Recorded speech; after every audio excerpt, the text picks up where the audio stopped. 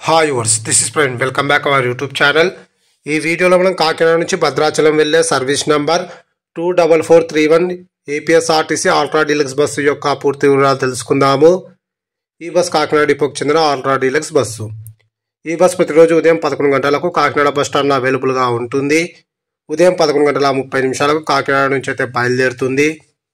ఈ bus via Samarlakota, Peddapuram, Kothapalli, Gokavaram, Maredumilli, Kunavaram, గౌరీదేవిపేట మీదుగా భద్రాచలంకి అయితే చేరుకుంటుంది.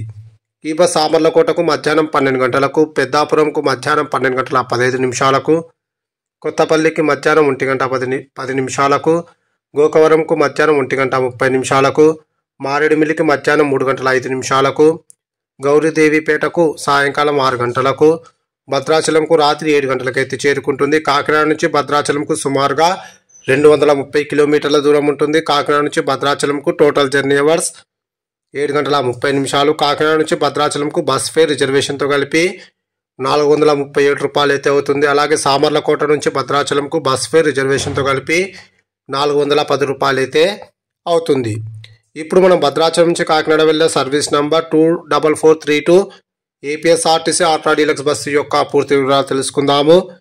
ఈ బస్ ప్రతిరోజు రాత్రి 9 గంటలకు భద్రాచలం బస్ స్టాండ్ అవైలబుల్గా ఉంటుంది. రాత్రి 9:30 భద్రాచలం నుంచి అయితే బయలుదేరుతుంది. ఈ బస్ కూనవరంకు రాత్రి 10:30, చింతూరుకు రాత్రి 11:20, మారేడుమిల్లికి అర్ధరాత్రి 12:45, గోకవరంకు అర్ధరాత్రి 2:10, రాజమండ్రికి తెల్లవారుజామున 3:15, పెద్దాపురంకు తెల్లవారుజామున 4:15, సామర్లకోటకు తెల్లవారుజామున 4:30, కాకినాడకు తెల్లవారుజామున 5:30 అయితే చేరుకుంటుంది.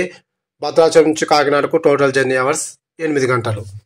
Please like and subscribe my YouTube channel. Thank you.